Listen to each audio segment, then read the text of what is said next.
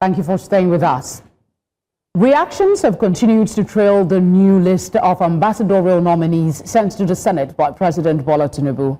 While some say it is a right step in a right direction, others have expressed their dissatisfaction about the choices of the nominees, noting the list shows a growing pattern, the recycling of politically exposed individuals and former office holders in the diplomatic space. Prominent names on the non-career roster include former presidential aide Reno Omokri, former INEC Chairman Mahmood Yakubu, former governors Ifeanyi, Ugwuanyi, and Victor Okezie Ikpeazu, as well as several former ministers and ex-first ladies. The career nominees include Enebechi Monica Okuchukwu, Musa Abubakar, and Yvonne Ehinosen Oduma, among others. Once confirmed, the ambassadors are expected to be assigned to key global partners such as China, India, South Korea, and Canada, along with strategic bilateral postings at the United Nations and the African Union. More ambassadorial nominations are expected in the coming weeks. This has dominated the media space for a bit, and to share their perspective, we have political analysts Victor Okhai and Oludare Marindoti. Gentlemen, thank you for being here. Let's start with you, Dr. Okhai. A lot has been said in the media space. What are your thoughts, your initial thoughts when you saw this list? When I saw the list, it was with mixed reactions. Obviously, in recent years, we have seen, perhaps because of politics, a mixture of both career and non-career ambassadors. But what I see this time is just, if you look at the way it is skewed, more of a non-career than the career, that's 17 to 15. And, I just see the text some sort of cronyism. While I cannot speak to, I can't speak for everybody, but there are certain names that are there, then it just, sort of makes you wonder. The president has right, obviously, to pick who he wants to work with and all that. But if you look at the pattern in recent times, people like Reno, for instance, and even Mahmood Yakubu, you want to say to yourself, is this about reward or what exactly is it? Are you rewarding people for what they have done? Again, I don't have a quarrel with that, but especially that of the of Mahmood Yakubu, who only just left office recently, it just makes it sort of untidy, sort of. And you know that obviously, what you call it now, perception is a very strong thing. We might be argued that he is equally qualified to be able to handle that role, but it is important. It's also important to know that there are people also from where he comes from who are equally competent, even among career, diplomats. And then another thing that worries me as well is how it is skewed in terms of the number of appointees immediately. While may be argued that there are still more names to be added, but this initial one, we have, about 11 or 12 people who are Yorubas. And I'm not just saying Southwest. When we say Southwest, we just leave it at that. But a name like Senator Brent, they put Adama there. She's a Yoruba woman. She's a senator married to a man from Adama.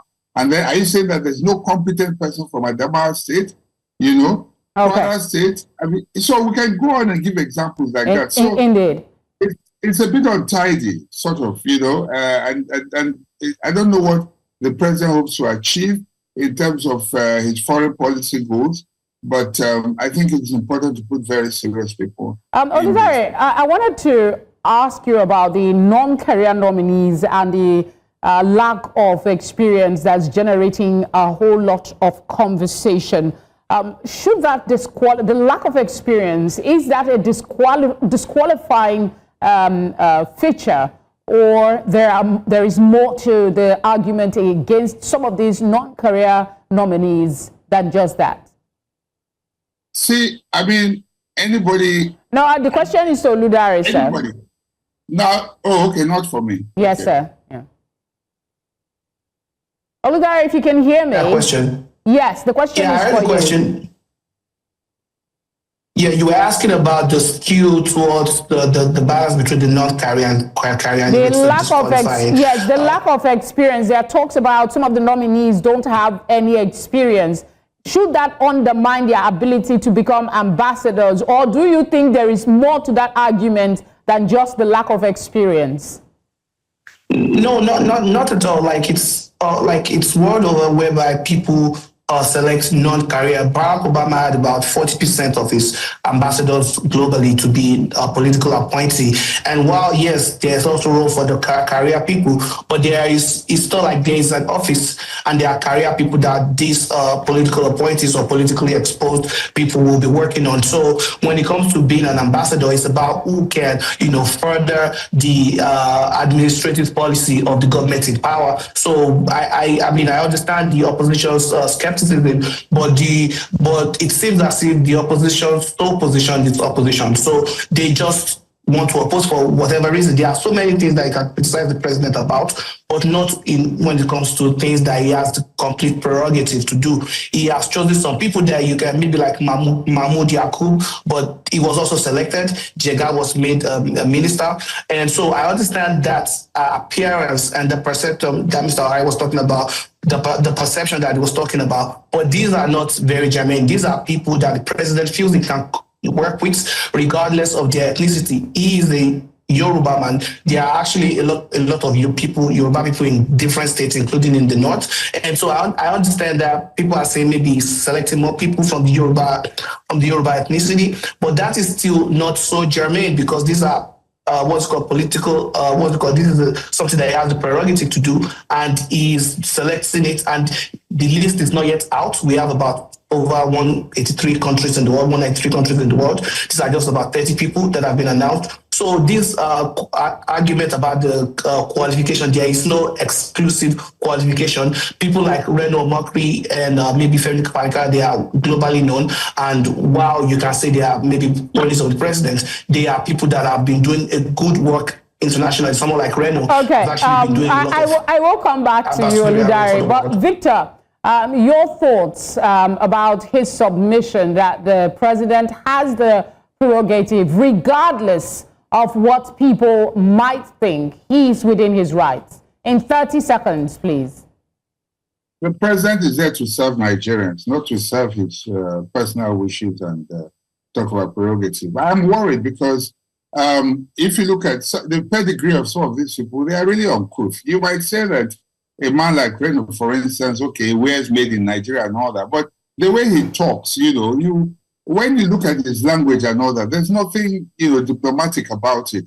And it is important that we put people who are very stable in such positions. It's not about our prerogative.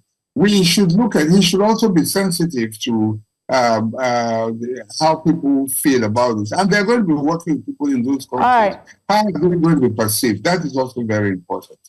All right, Oludare, in 30 seconds, do you think reputation should matter in serving in public office in the ambassadorial capacity? No, definitely. Reputation is everything, is the currency of every man. But regardless of what the reputation of these people might be, the president has the utmost prerogative by the Constitution. And you can definitely tolerate any form of criticism, but the reputation is not as important as the fact that the president has chosen these people to work with him because he believes in his own estimation that they can further his own agenda. And that is what we have to work with until 2027. Should he get a re-election, then he has another chance to select other people. So I don't have any issue with that when it comes to the ambassadorial list. Gentlemen, thank you for speaking with us. Thank you.